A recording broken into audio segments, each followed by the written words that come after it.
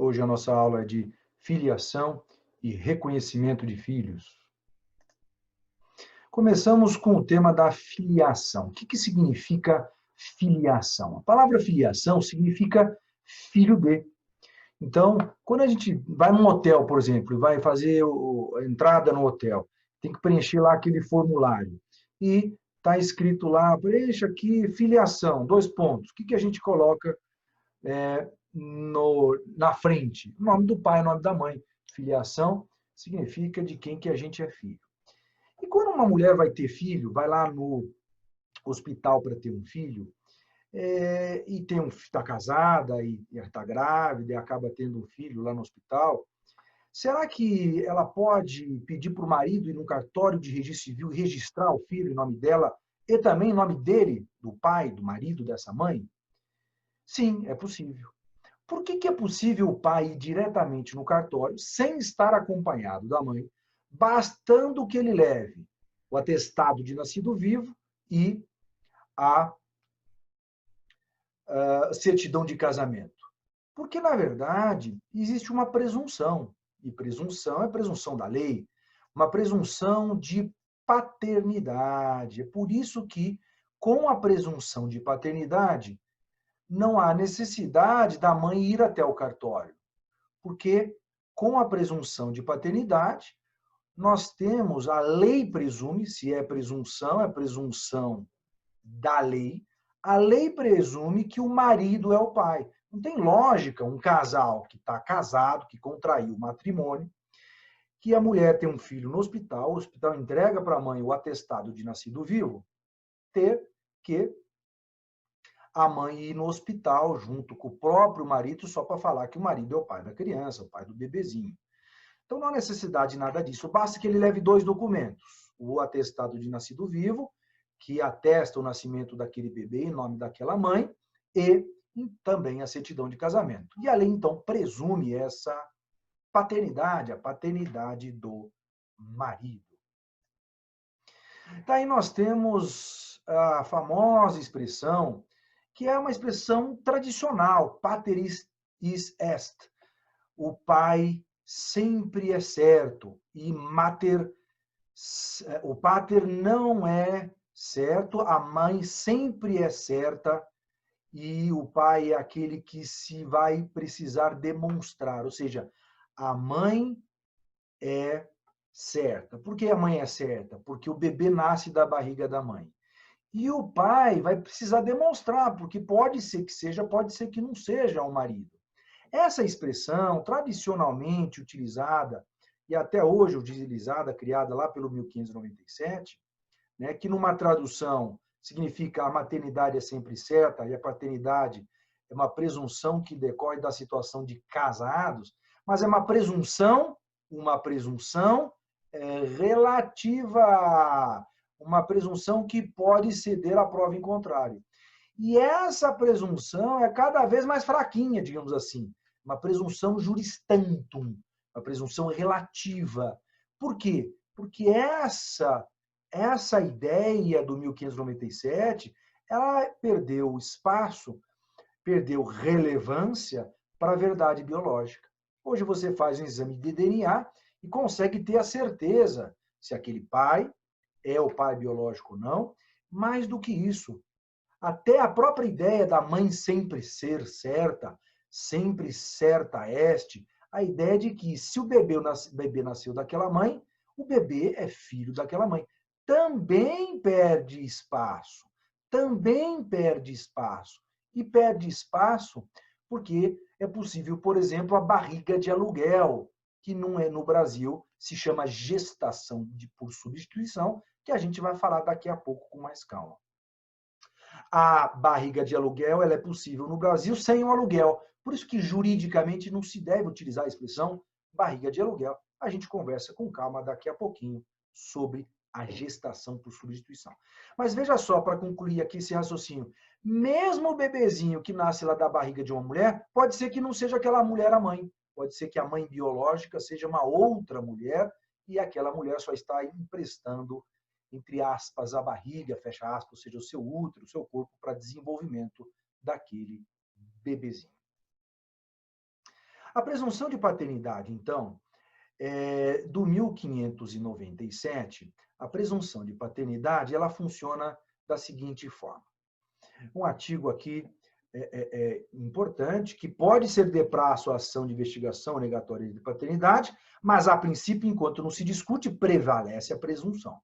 A presunção de paternidade, ela funciona da seguinte forma. Nos dois primeiros incisos do 1597, ela traz um prazo, só a questão de prazo.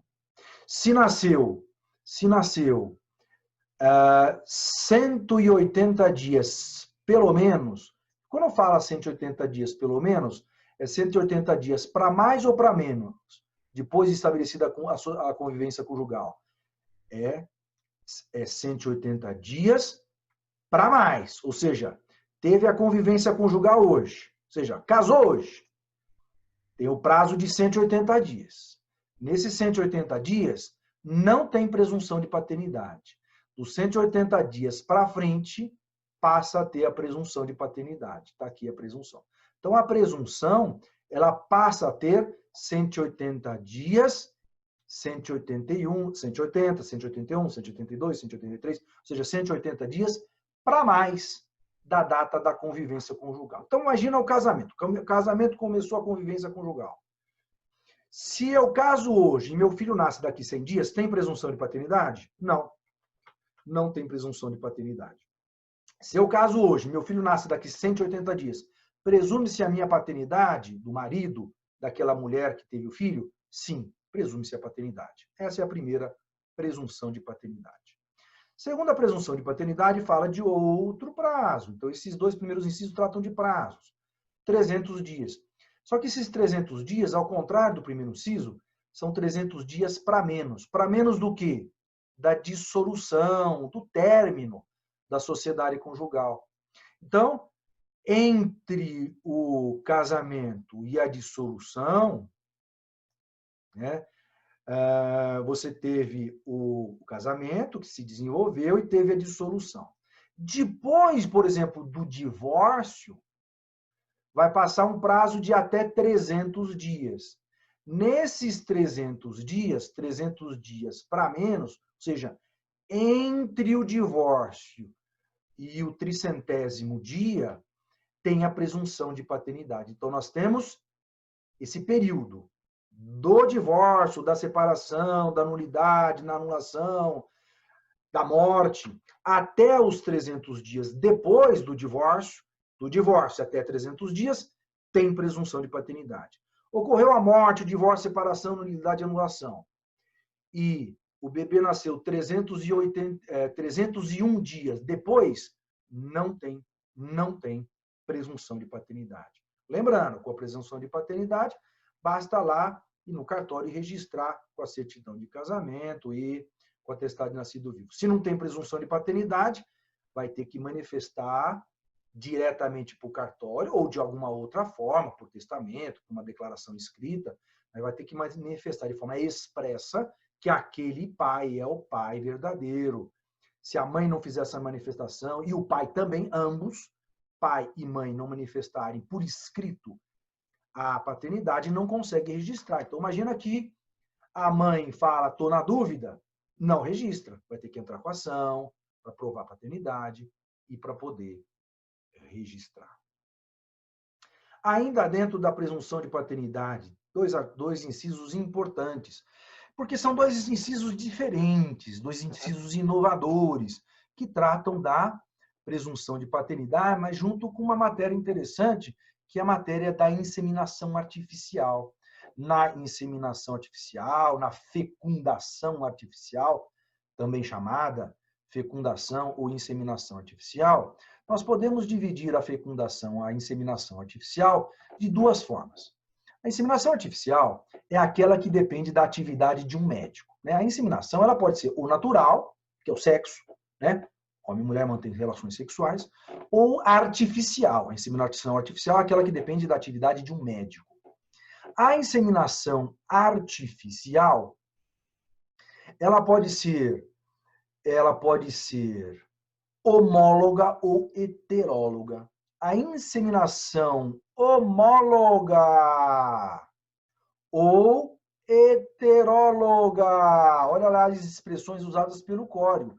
Então, para a gente entender esses dois incisos, nós temos que saber o significado dessas espécies de inseminação artificial.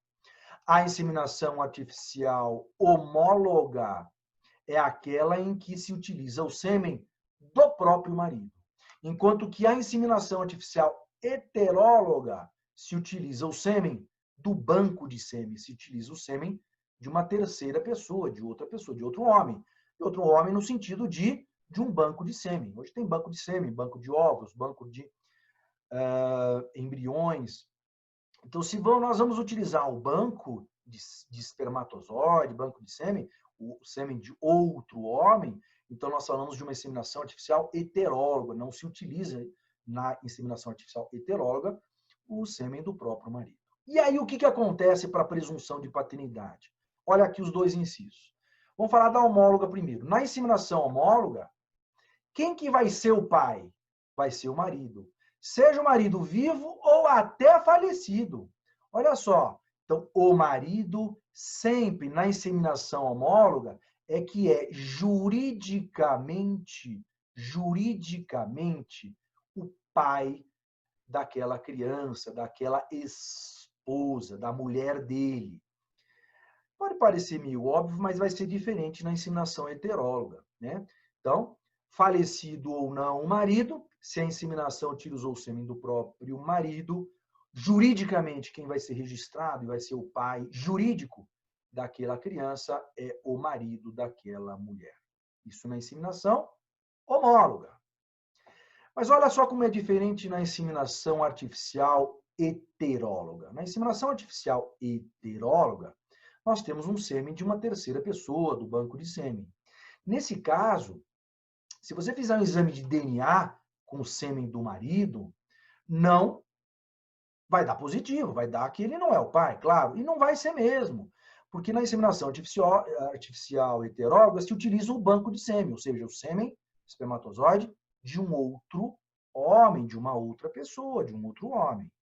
Consequentemente, para o marido daquela mulher que fez a inseminação, então a esposa casada com um homem, faz uma inseminação artificial heteróloga. O marido vai ser o pai? Depende. Olha aqui.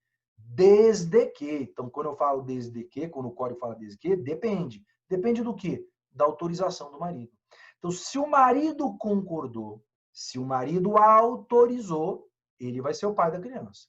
Mas se o marido não autorizou, ele não é o pai jurídico daquela criança. Então, uma mulher casada faz uma inseminação artificial heteróloga com o sêmen de outro homem e aquela criança eventualmente não vai ser filho do marido. Por que não vai ser filho do marido?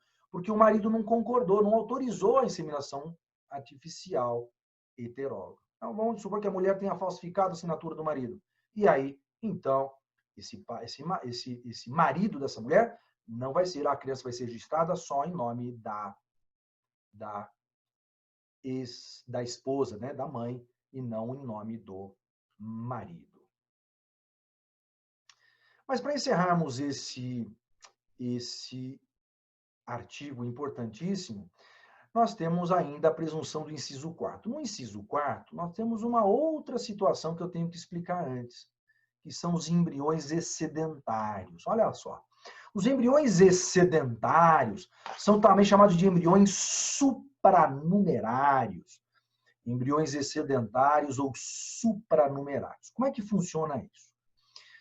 Quando é feita a inseminação artificial, são formados vários embriões e são colocados para desenvolvimento no corpo da mulher. Não todos os embriões formados, 2, 3, 4, 5, dependendo da situação. Então vamos supor que foram formados 5 embriões e vão ser colocados 3 para o desenvolvimento no corpo da mulher. Nesse caso, no caso de serem colocados 3 embriões dos 5 formados, se formaram 5 e colocou 3 para desenvolvimento, 2 sobraram, não é isso? Esses embriões que sobraram para serem congelados ou eventualmente descartados, conforme a vontade do casal, Esses embriões que sobraram, que vão ser descartados ou congelados, são chamados de embriões excedentários. Olha aí, o código utiliza essa expressão. Embriões excedentários, também chamados de supranumerários. Os embriões excedentários, eles devem ser, como eu falei agora há pouco, descartados ou congelados. Mas vamos supor que a clínica erre. A clínica errou e colocou 5 embriões para desenvolvimento. Numa inseminação artificial homóloga com sêmen do próprio marido. Quem que vai ser o pai? É o marido. Não adianta falar, mas eu não queria ser pai de 5. Eu só queria ser pai de 3. Não interessa. Mesmo que seja um erro da clínica de fertilização, da clínica de inseminação artificial. O pai jurídico e também biológico, vai ser registrado em nome dele, é o pai biológico, o pai que é casado com a esposa, é casado com a mãe desses bebês e vai ser registrado, então, em nome dos dois, da mãe biológica e do pai biológico. E eles não podem alegar, olha, não queríamos ter 5 filhos, só queríamos ter 3. Foi um erro da clínica. Paciência. Ah, professor, muitas vezes me perguntam, mas cabe entrar com ação de indenização? Cabe entrar com ação de indenização contra a clínica. Isso é outra história, vai ganhar. Vai entrar e vai ganhar com ação de indenização. Mas a responsabilidade pro resto da vida em relação à paternidade e maternidade daqueles filhos é do pai e da mãe biológica, não tem o que fazer. Então, a paternidade e a maternidade vão ser da mãe biológica e do pai biológico na inseminação artificial homóloga, tá? Mesmo que tenham sido colocados para desenvolvimento os embriões excedentários, que a princípio seriam descartados, mas não foram descartados esses embriões excedentários. Então, uma nomenclatura diferente, que a gente não está acostumado a usar, mas temos que saber esses conceitos, né? Inseminação homóloga, inseminação heteróloga, embriões excedentários, temos que saber esses conceitos, são conceitos novos do direito de família, para entender os próprios artigos e incisos do Código Civil. E aí aprofundamos na reprodução assistida, regulamentada pelo Conselho Federal de Medicina. Alguns conceitos iniciais sobre reprodução assistida. O ócito, tá? É o óvulo feminino, gameta é a cédula madura de caráter reprodutivo, seja masculino, seja feminino, gameta feminino, gameta masculino. Então, o gameta feminino é o óvulo, gameta masculino é o espermatozoide. Então, espermatozoide do homem, óvulo da mulher, não se confundem. Então, gameta feminino é o óvulo, gameta masculino é o espermatozoide. Depois que ocorre a fecundação do espermatozoide no óvulo, forma-se o embrião. Então, o embrião é a soma do espermatozoide com o óvulo. Espermatozoide com óvulo vai formar o embrião. Então, o embrião também não se confunde, nem com o óvulo, nem com o espermatozoide. Óvulo só da mulher, espermatozoide só do homem, os dois juntos formam, então, o embrião. O embrião já é o óvulo fecundado pelo espermatozoide. São conceitos, então, agora do direito de família, usados pelo próprio Código, pela resolução do Conselho Federal de Medicina, para tratar da reprodução assistida. Como é que funciona a reprodução assistida? Tem idade para fazer a inseminação artificial? Sim, a mulher até os 50 anos que vai fazer a inseminação artificial. Professor, mas pode, excepcionalmente, uma mulher com mais de 50 anos fazer inseminação artificial? Eu li lá no jornal, na revista, naquele programa de televisão de fofoca, que tem uma atriz famosa com mais de 50 anos que está grávida. Olha, tem lá 55 anos que fez inseminação artificial e está grávida.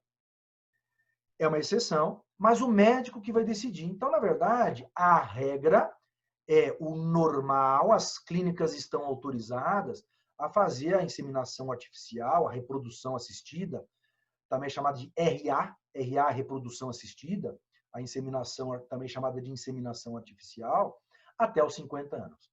Deve a clínica, deve o médico redobrar o cuidado quanto à saúde da mulher para reproduções assistidas a partir dos 50 anos de idade, porque aumenta o risco de diversos problemas de saúde, não só para o bebê, mas para a mãe também, para a mulher também. Por isso que o médico tem que decidir, porque ele tem que tomar cuidado, precisa ver se a mulher não tem problema de saúde, que pode se agravar durante a gravidez, um problema de hipertensão, que pode acarretar um aumento ainda maior da pressão arterial e causar a morte, seja da mãe, seja do bebê ou de ambas. Então, um cuidado redobrado para mulheres até 50 anos, conforme a orientação da legislação. A reprodução assistida também tem algumas proibições. Não pode escolher o sexo, tá? Não pode escolher o sexo. Não pode escolher característica biológica, né? Não pode escolher por característica biológica, por exemplo, cor de olho, né? Ó, eu só quero ter filho de olho claro. Eu tenho olho castanho, mas tenho um gene recessivo de olho claro, porque meu pai ou minha mãe tem olho claro. Minha esposa tem olho castanho, mas ela tem gene recessivo, porque ou o pai ou a mãe dela tem olho claro. Então, imagina um casal de olhos castanhos, mas ambos têm, ou o pai e a mãe, de olho claro. Então, eles têm gene recessivo. Pode haver uma manipulação genética para escolher só filhos de olhos claros? Geneticamente não é difícil de fazer, mas a lei proíbe, o Conselho Federal de Medicina proíbe, a regulamentação proíbe.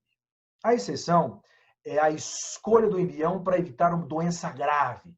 Imagina um casal que ambos têm uma doença grave, por exemplo, ambos com, vou imaginar aqui uma doença, ambos com uma diabetes gravíssima, que pode acarretar, pode fazer com que nasça um filho com uma diabetes extremamente severa, que atinja a saúde dos filhos. Pode haver, sim, a escolha genética, análise genética, a escolha do embrião, para se excluir embriões que tenham geneticamente a chance de desenvolver doenças gravíssimas. Então, apenas para a questão da doença que pode ser feita a escolha. Tá? Características biológicas, como cor de olho, cor de pele, sexo, é proibido. Você imagina um país que tem uma tendência de escolher filho só homem ou só mulher. Então, aí você começa a ter um desequilíbrio na população de homens e mulheres e assim por diante. Uma inseminação, uma reprodução assistida, ela é cara ainda hoje. Né? 10, 15 anos atrás, ela custava, há 15 anos atrás, ela não saía por menos de 300, 400 mil reais. Mas hoje, você consegue fazer inseminação artificial por 30, 40, 50 mil reais. Tá? Ainda é cara, ainda a reprodução assistida é cara, mas quanto mais passa o tempo, tem ficado mais barata aí, a inseminação artificial. Tá? Mas ainda aí por volta de todo o tratamento, consulta médica, as injeções, todo o tratamento, por volta de 50 mil reais ainda não é barato uma inseminação artificial, sem contar o fato de que pode não ter sucesso, né? Nem sempre, não é garantido que haverá sucesso no nascimento do bebê, na inseminação artificial. Muitos casais fazem inseminação artificial e o embrião não consegue se desenvolver mesmo assim. O número de oócitos do óvulo feminino e de embriões tem uma limitação conforme a idade da mulher. Até 35 anos, 2 embriões, 36 a 39, 3 embriões, 40 ou mais, 4 embriões. E por que isso? Percebe que quanto mais aumenta a idade, maior o número de embriões. Você já me perguntaram assim, professor, não deveria ser o contrário? Mulher mais velha provavelmente quer ter menos filhos, mas não é isso o raciocínio. Quanto mais idade para a mulher, especialmente o oócito, né, o óvulo feminino, né, o gameta feminino, quanto mais a idade a mulher, menos chance de desenvolvimento do embrião. Então a mulher, ela começa a ter, ela nasce com um número já certo de óvulos, e esses óvulos ficam, entre aspas, velhos, fecha aspas. Isso daí é uma explicação da medicina. Quanto mais velho o gameta feminino e, consequentemente, a mulher, menos chances de dar certo a inseminação artificial. Por isso que se utiliza um número maior de embriões, quanto mais idade a mulher. Porque esses embriões, você utiliza 4 embriões, porque esses embriões têm menos chance de desenvolvimento, de modo que você pode usar 4 embriões e só 1 ou 2 vão ter chance aí, na média, percentagem de sucesso. A idade da doação, 35 anos a mulher e 50 homem, para a doação para uma terceira pessoa, que são aqueles bancos de óvulo, banco de espermatozoide e até os bancos de embriões que tem hoje. Então, para se formar os bancos, solicita que a mulher tenha no máximo 35 e o homem no máximo 50 anos para a doação de espermatozoide, para a doação de óvulos, né, o gameta masculino e feminino, para os bancos de óvulos, sêmen e de embriões. Quando são criopreservados, ou seja, congelados, uma expressão mais popular, digamos assim, né, mais tecnicamente criopreservados, e essa criopreservação tem mais de 5 anos, podem ser descartados se for a vontade dos pacientes. Então, é uma decisão do casal. Como é que funciona a famosa barriga de aluguel? Barriga de aluguel, gente, no Brasil a gente brinca, para lembrar bem, que pode ter barriga de aluguel, mas sem o aluguel, né? Então, na verdade, pode ter barriga de aluguel no Brasil? Pode, só não pode pagar. Fora isso, pode. Por isso que, tecnicamente, não se chama barriga de aluguel, se chama gestação por substituição. A gestação por substituição é o que popularmente, na televisão, na novela, no jornal, na revista, se chama popularmente de barriga de aluguel. O que não é permitido? Então, a gestação por substituição ela é permitida. É possível fazer no Brasil, ser regulamentado, sem qualquer problema. Né? O que não pode, o que é proibido é o pagamento. O aluguel é proibido.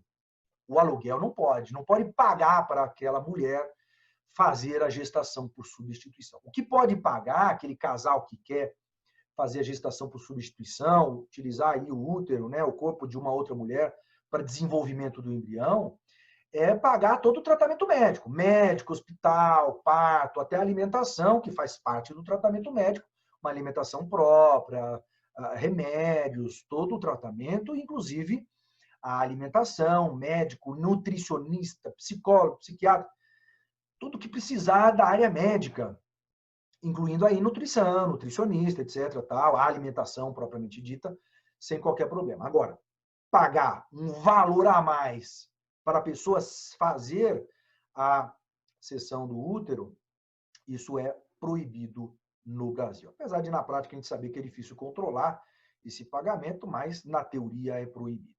Tá? Os doadoras temporárias do útero, que são as mulheres que vão receber o embrião de um outro casal, são parentes, devem ser parentes consanguíneos até o 4º grau, né? Até 4º grau.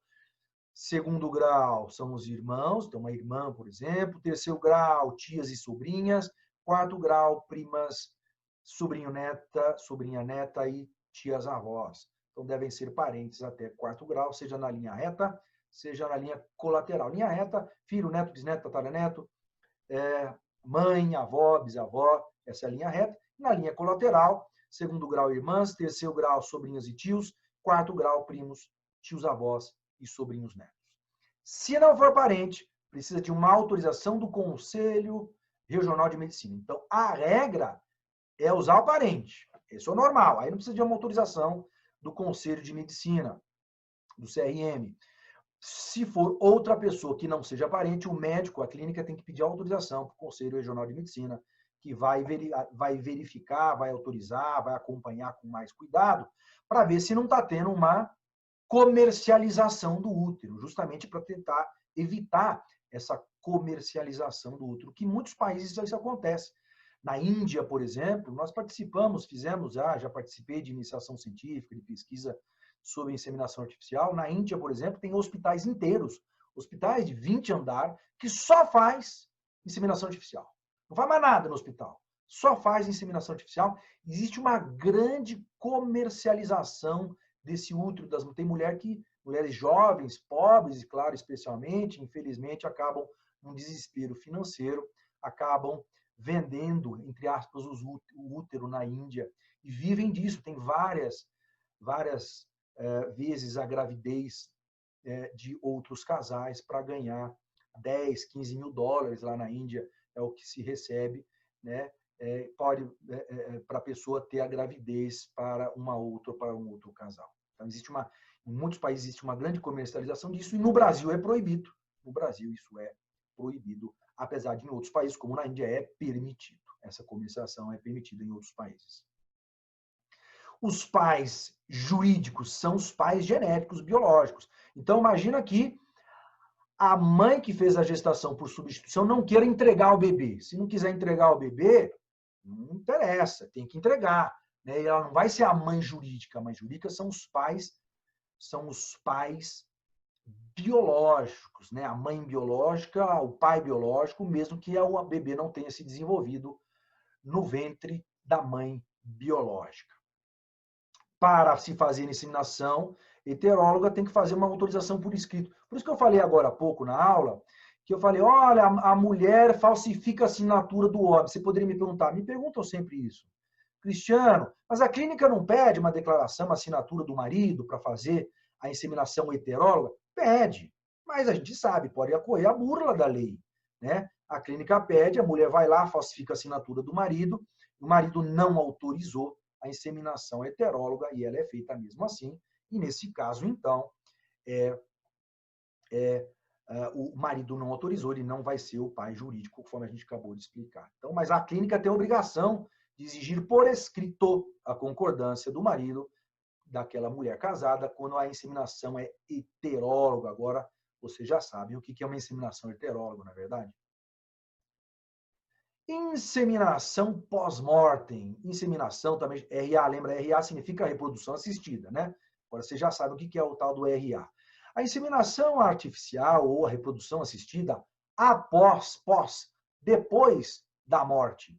Ela é permitida com autorização prévia do morto. Então a pessoa, em vida, congela o sêmen, faz a criopreservação, né? Uma expressão mais técnica, criopreservação, né? Que nada mais é, popularmente se chama congelar o sêmen, e ele deixa por escrito a autorização para, se ele eventualmente morrer, a esposa, a viúva, poder utilizar o sêmen. A grande questão aqui é, e se ele não deixou por escrito? Nem autorizando, nem proibindo. Porque se ele proibiu, está proibido. Se ele autorizou, está autorizado. Está fácil. Deixou por escrito. Mas se ele nem autorizou e nem proibiu, aí nesse caso, não é pacífico. Doutrina e jurisprudência não são pacíficas. Tá?